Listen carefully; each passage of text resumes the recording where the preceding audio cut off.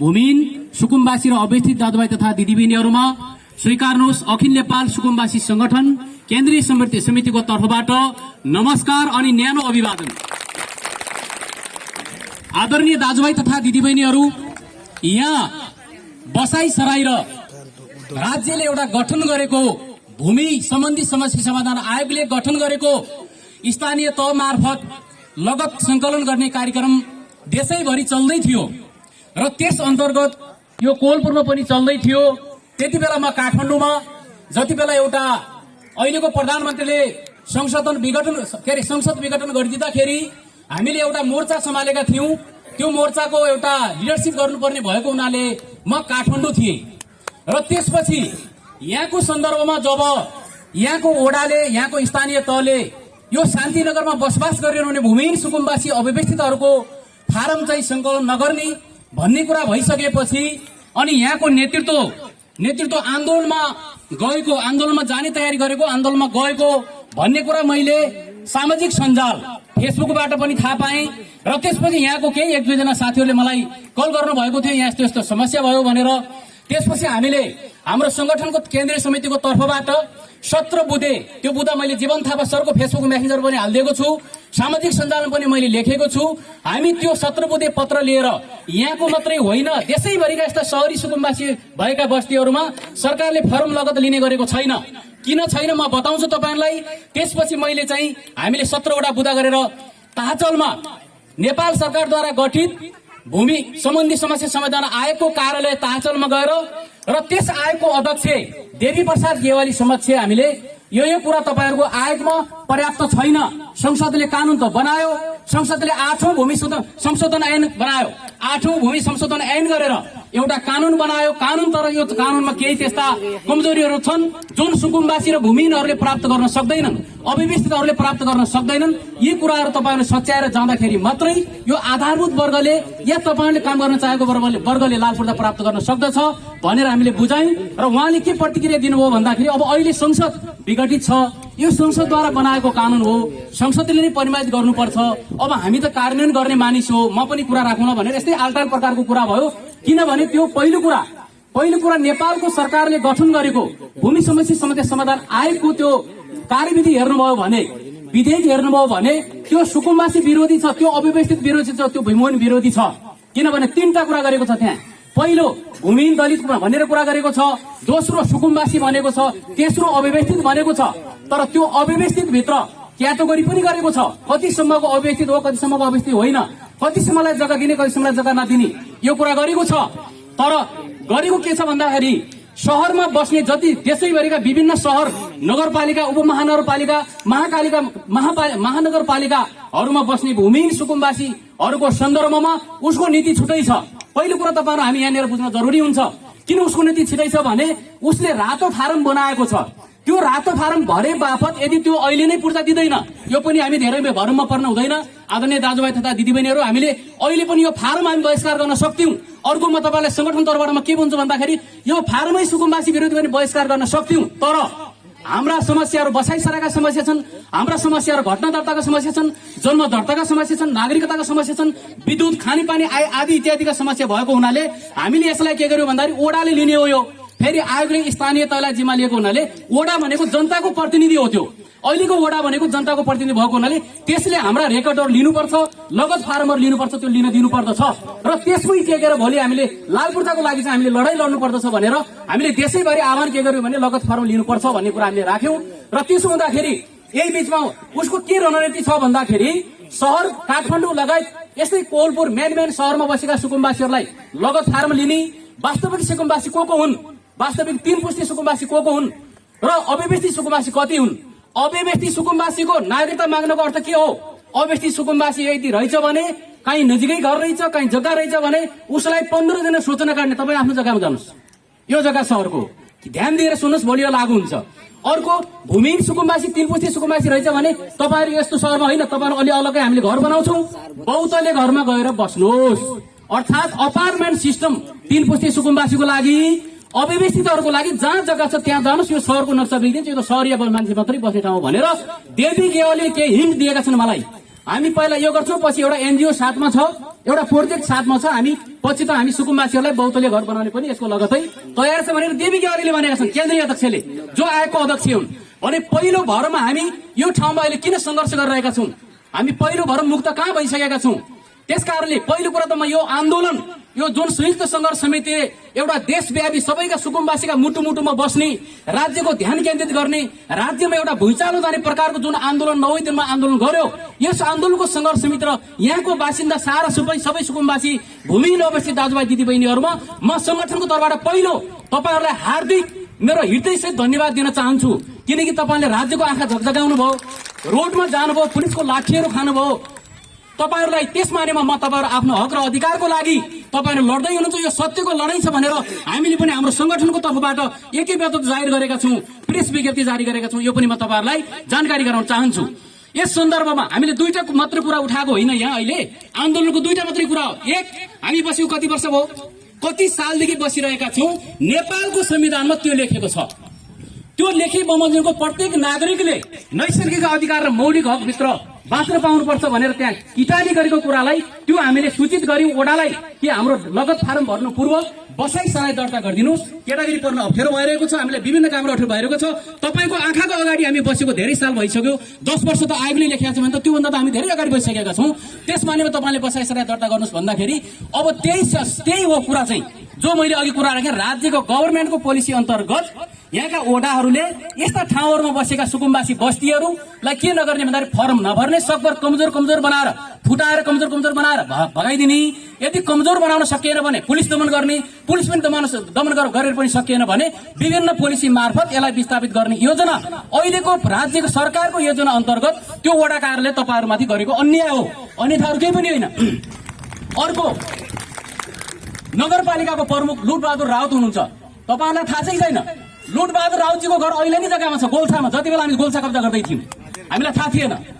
हामीले यहाँका सुकुम्बासीहरू बस्नको लागि गोल्छा कब्जा गर्ने बेलामा त्यो स्टडी गर्दाखेरि उहाँको जग्गा नै ऐलानीमा रहेछ। हेर्नुहोस्, यहाँको नेता देवराजको घर ऐलानीमा छ। खिल प्रसाद भूषालजीलाई क्वेसन गर्नुहोस्, उहाँको घर ऐलानी छ, उहाँले कसरी दर्ता गर्नुहुन्छ? उहाँको लगत फारम लिन्छ कि लिँदैन? यी तमाम किसिमका कुराहरू प्रमाणहरू पनि तपाईँ हामीले लिइराख्नु पर्ने हुन्छ। त्यस कारणले गर्दाखेरि दुईटा मुद्दामा तपाईँहरू केन्द्रित हुनुहुन्छ। किन केन्द्रित हुनुहुन्छ? यो सत्यको लडाई हो, संविधानमा भएको कुरा मात्रै तपाईँहरूले मागिराख्नु भएको छ। एक हो बसाई सराई, 6 महिनाको कुरा चाहिँ बस्नु पुरै छैन। बसाई सराई त एक ठाउँबाट अर्को ठाउँ मानिस अर्को ठाउँमा गएर बसोबास गर्यो भने 6 महिनाभित्र उसको बसाई सराई चाहिँ अर्को चाहिँ उसले चाहिँ दर्ता गरिदिनुपर्छ। त्यो बसाई सराई त्यसरी दर्ता गर्नुपर्छ, त्यो कानूनमा उल्लेखित कुरा छ। एक, अर्को लगत फारम हामी सुकुम्बासी हौं, हामी भूमिहीन हौं या अव्यवस्थित हौं भन्ने कुरा त सरकारले छुट्याउने हो। त्यो ओडाले लगत फारममा छुट्याउने त्यो सरकार कसरी बन्ने हिम्मत गरे ओडाले? त्यो ओडाको सरकार हो त, ओडा त जनप्रतिनिधि हो। उसले त लगत बुझाएर ल मैले त लगत भरिदिइहाले, यति यहाँ बसोबास गर्नु हुँदो रहेछ, यति यहाँ बसोबास गर्नु हुँदो रहेछ भनेर ओडाले नगरलाई दिने हो, नगरले जिल्लालाई, जिल्लाले प्रदेशलाई केन्द्रमा गएर अन्य मात्रै भूमिहीन कति, अव्यवस्थित कति, सुकुम्बासी कति, त्यो निर्णय भएपछि मात्रै नाप्ने नक्सा गर्ने वा नगर्ने, नाप्ने ननाप्ने त्यो पछि कुरा, त्यो आयोगले गर्ने कुरा हो। तर ओडाले जनताको जनप्रतिनिधि आफूलाई कम्युनिस्ट भन्न शरम मान्नुपर्छ। उहाँहरू ओडा अध्यक्ष कर्णबहादुर थापाजी हिजो कमैयाको आन्दोलनमा कमैयाको हरेक मुद्दामा जानुहुन्छ। इलाका प्रहरी कार्यालय पनि देख्छु, म बस्तीमा पनि देख्छु, सबै सारा देख्नु अब मान्छे त ठिकै हुनुहुँदो रहेछ, क्या हो जनपक्षी हुनुहुँदो रहेछ भन्ने लाग्थ्यो मलाई। आज यही जनता अगाडि बसेका छौँ, 10-12 वर्ष पब्लिक अगाडि बसेको छ। त्यही पब्लिकको चाहिँ बसाई सराई, घटनाक्रम, जन्म दर्ता फर्ममा भर्दैन भन्ने नैतिकता अर्थात् कुन आधारमा टेकेर वडा अध्यक्षले यत्रो जनतालाई दुःख दिइराख्नु भएको छ, यत्रो जनतालाई चाहिँ लट्ठी खुवाइराख्नु भएको छ? ती मेयरले, जो आफूलाई कम्युनिस्ट एमाले भन्ने मेयरले होइन, आफू ऐलानीमा बसेका छन्, सिसाको घरमा बसेर यत्रो पब्लिकलाई बाटोमा दुःख दिनको कारण के? संविधानमा के लेखेको छ? यही संविधानमा टेकेर उहाँहरू मेयर बनेको होइन? यही संविधानमा टेकेर उहाँहरू वडा अध्यक्ष बनेको होइन?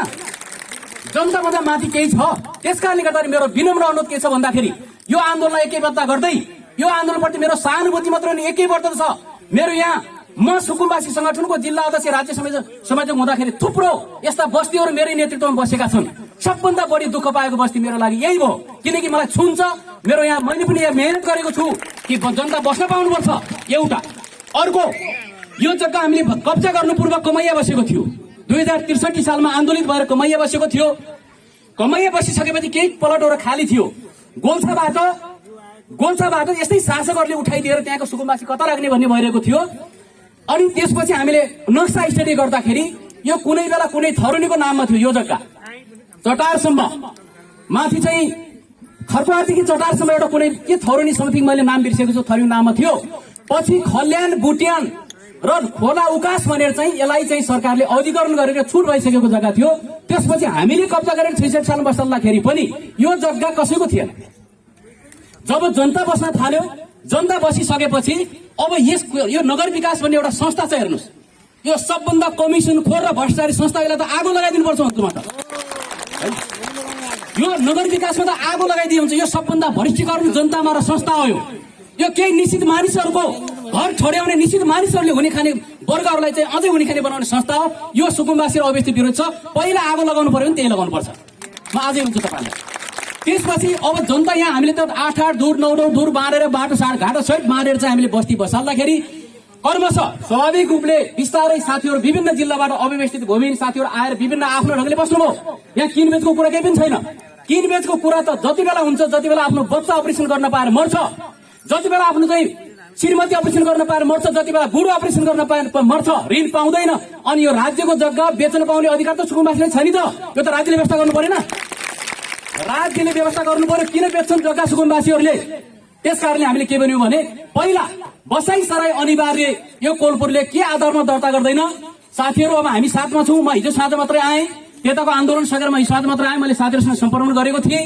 यो शान्तिनगर मात्रै छैन, यो शान्तिनगर अहिले 9 दिनसम्म आन्दोलन गर्यो। अब हामी यदि उसले चाहिँ तपाईहरुका कुरा, यो जनताको कुरा ओडाले सुन्न तयार छैन, बसाई सराई गर्न तयार छैन भने पहिला कारण खोज्छौँ हामी। कारण लिखित चाहिन्छ। दोस्रो हामी के गर्छौँ भन्दाखेरि यदि फोर्सले मात्र यदि सुनेन भने सुकुम्बासीहरू बाँकीमा 50,000 छन्। 1,000 मात्रै होइन, हामीले संगठित गरेका साथीहरू 50,000 छन्। ती 50,000 भोलि यहाँ उपस्थित हुन्छन् तपाईहरुको साथमा। यो मेरो प्रतिबद्धता हो। त्यसैले यो नाटक हास्यास्पद गरेर राखेको छ ओडाले। यो आफैमा हास्यास्पद हो, संविधानको बरखिलाफ हो। ओलीले अब राजनीति भाषा प्रयोग त गर्दैन। म त सुकुम्बासी आन्दोलनको एउटा नेता हो। म तपाईहरुप्रति अहिले सुकुम्बासीकै कुरा गर्न चाहन्छु। म सुकुम्बासी हो, त्यसकारणले गर्दाखेरि म सुकुम्बासीको नेता हो हैन। म एउटा चाहिँ केन्द्रमा तलै झुपडीबाट पुगेको, मलाई इतिहासले झुपडीबाट माथि केन्द्रमा एउटा तपाईहरुको लिडरशिप गरेर पनि पुर्याएको छ। विशुद्ध सुकुम्बासीको कुरा गर्दछु। त्यसकारणले गर्दाखेरि अहिलेको मौलिक संविधान लेखेको मौलिक सुकुम्बासी आयोगले केही त्रुटिहरू छन्। हामीले उसलाई के पनि भन्यो, एउटा महत्त्वपूर्ण मुद्दा छ। 17 मुद्दामध्ये एउटा महत्त्वपूर्ण मुद्दामा हामीले के भन्यौं भन्दाखेरि कतिपय सुकुम्बासीको नागरिकता छैन। सुकुम्बासीहरू कतिपय इन्डियामा छन्, अहिले कमाई गर्न जान्छन्, 6 महिना इन्डियामा बस्छन्। उनीहरूको लागि पनि तपाईँले 35 दिनको होइन, अरू 35 दिन म्याथ थप्नुहोस् भनेको छौँ। हामीले आग्रह त्यो गरेका छौँ। 35 दिन अरू म्याथ थप्नुहोस्। मान्छेलाई आह्वान गर्नु पर्यो। एक दोस्रो, नागरिकता छैनन्। नागरिकता के आधारमा बनाइन्छ? त्यो नागरिकता बनाउनु पर्छ त्यही बस्तीबाट।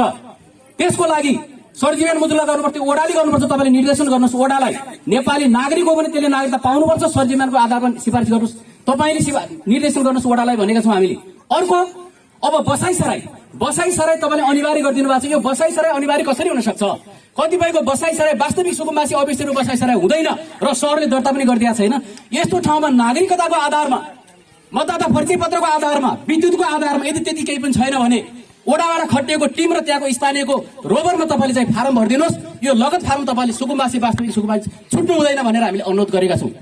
तर त्यो अनुरोध केही सुनाइ हुनेवाला छैन। यहाँ ढ्वाङपिटी चाहिँ भोलि पूर्जा पर्सि पूर्जा अहिले छोडिदिनुहोस्। अहिले हामीलाई बसाई सराई र यो यहाँको जनताको बसाई सराई, नागरिकता र लगत फारम चाहिएको छ। 3टा कुरा मात्र हामीले के गर्नु पर्यो भने सङ्घर्ष गर्नु पर्यो। लाल पूर्जा त एउटा सरकार जान्छ, अर्को सरकार लाल पूर्जा नदिएर उसले सुकै पाउँदैन। त्यसपछि हामी यहाँ जहाँ बसोबास गरिरहेका छौँ, नगर विकासको त धेरै पछि भएको हो नि। म अघि त्यहाँ जोड्दै थिएँ। नगर विकास त यहाँ बसिसकेपछि धेरै वर्षपछि यहाँका फटाहरूको एउटा सञ्जाल बनेर चाहिँ अब त्यो सुकुम्बासी होइनन्, यिनीहरू 2-4 दिन बस्ने, जग्गा बेच्दै हिँड्दै, अघि हाम्रो अतिथिले भने जस्तै जग्गा बेचबिखन हुन्छ अरे। जग्गा बेचबिखन कहाँ भएको छैन। देशैभरिका अहिले नि सबभन्दा बढी बेचबिखन भएको काठमाडौँमा छ, जहाँ सरकारको केन्द्र हो। मैले अघि नै भनिसकेँ। यसको अर्थ मैले जग्गा बेचेर पैसा कमाउने प्रति प्रोत्साहन गरेको होइन। सरी, कसैले जग्गा बेचेर म पैसा कमाउँछु, यहाँ सुकुम्बासी बसाउँछु पैसा, त्यो मेरो लागि गलत कुरा हो। त्यो गर्नु हुँदैन। तर आवश्यक परेको खण्डमा आफ्नो परिवारको खण्डमा केही उपाय नलागेपछि अनि सुकुम्बासी त्यो बेचेर अर्को ठाउँमा सुकुम्बासी हुन जान्छ। यो दोष हाम्रो होइन, यो दोष राज्यको हो। यो राज्यले लिनुपर्छ यस्ता दोषहरू। सुकुम्बासीको दोष हुँदैन। त्यसैले यो बसाई सराई पहिलो कुरा। दोस्रो, नागरिकता। तेस्रो चाहिँ यो लगत फारम, त्यसको पनि म्यादको सन्दर्भको कुरा हुन्छ। त्यसकारणले गर्दा तपाईहरू एक्लै होइन, छन् केही मानिसहरू कम्युनिस्टभित्र पनि खराब छन्, केही मानिस कांग्रेसभित्र पनि खराब छन्, केही मानिस चाहिँ अन्य दलहरूभित्र खराब छन्।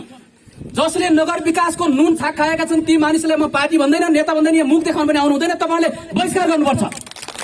मुखमा राम राम गर्ने आन्दोलनमा एकैबद्धता छैन। तपाईँहरूको बिहान देखिरहेको छु, तपाईँहरू बिहानदेखि मैले भिडियो लाइभ देखिरहेको छु। को नेता उभिएको छ तपाईँहरूको आन्दोलनमा? को नेता उभिएको? एकचोटि छातीमा हात गरी भन्नुहोस्। फोनमा गरिदिएर कुराकानी हुन्छ। जनतासँग उभिन सक्नुपर्छ नेता।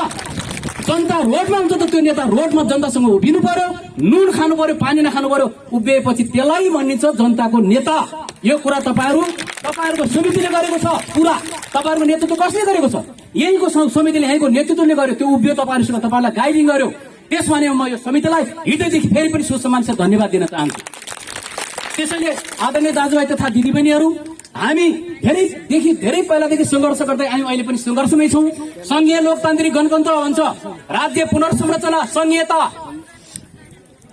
जनताको मौलिक हक, समानुपातिक नैसर्गिक अधिकार के हो? वडा अध्यक्ष ल्याएर नगरपालिका मेयरलाई पढाउनु पर्ने हुन्छ। तपाईँ हामीले घेराउ पनि गर्ने कि पढाउने हो? बाहिर ल्याएर तपाईँ पढ्नु सिक्नु संविधान मेरो दिनु पर्यो उहाँलाई। अनि यस्तो काहीँ नभएको जात्रा हाँडी गाउँ गरिदिएर, पर्पोट बनाइदिएर मानिसलाई लट्ठी हानेको छ, पुलिस बजाएको छ, सडकमा आउने बनाएको छ। यो गर्न खोजेको के हत्यारा हो तपाईँहरू? जनता मार हो तपाईँहरू? जनतालाई रोडमा ल्याउने, संविधानमा भएको अधिकार नदिने जनतालाई रोडमा ल्याएर चाहिँ तपाईँहरूले गर्न खोजेको के? कोलपुरका मेयर साहबले गर्न खोजेको तपाईँ हत्यारा हो, तपाईँ अपराधी हो। कोलपुरको वडा कार्यालय गर्न खोजे कर्णबहादुर थापाजी तपाईँ हत्यारा अपराधी हो। होइन जनता मार, होइन जनताको प्रतिनिधित्व हो भने तपाईँहरूले संविधानमा भएको उल्लेख कुरा जनताले मानेका छन्, त्यो कुरा पूरा गर्नुपर्छ। त्यो कुरा पूरा गर्न हुँदैन भने हामीले गर्नुपर्ने हाम्रो ताकत कसरी पैदा गरे हामीले पूरा गराउनुपर्छ। त्यो कुरा हामीलाई राम्रोसँग थाहा छ र यही मञ्च मार्फत म चेतावनी दिन चाहन्छु। खराखर बसाइसराई दर्ता गर्नुहोस्, बसाइसराई नभएकालाई बसाइसराई ल्याउ भन्नुहोस्, सुकुम्बासी फारम सङ्कलन गरिदिनुहोस्। तपाईँहरूको हितमा यही हुन्छ सबभन्दा राम्रो। अनि तपाईँ जनपक्षी हुनुहुन्छ, यदि हुनुहुन्छ भने तपाईँलाई रोडमा जनताले जिताएको कसले रोक्छ? तपाईँलाई रोडमा ल्याएर लगाएर नि अनि के गर्नुपर्छ त्यो हामीले राम्रोसँग जानेछौँ भन्ने कुरा समेत यही मञ्चबाट म चाहिँ उद्घोष गर्दै मेरा भनाइ यही अन्त्य गर्छु। हस्त धन्यवाद, अभिवादन। धन्यवाद।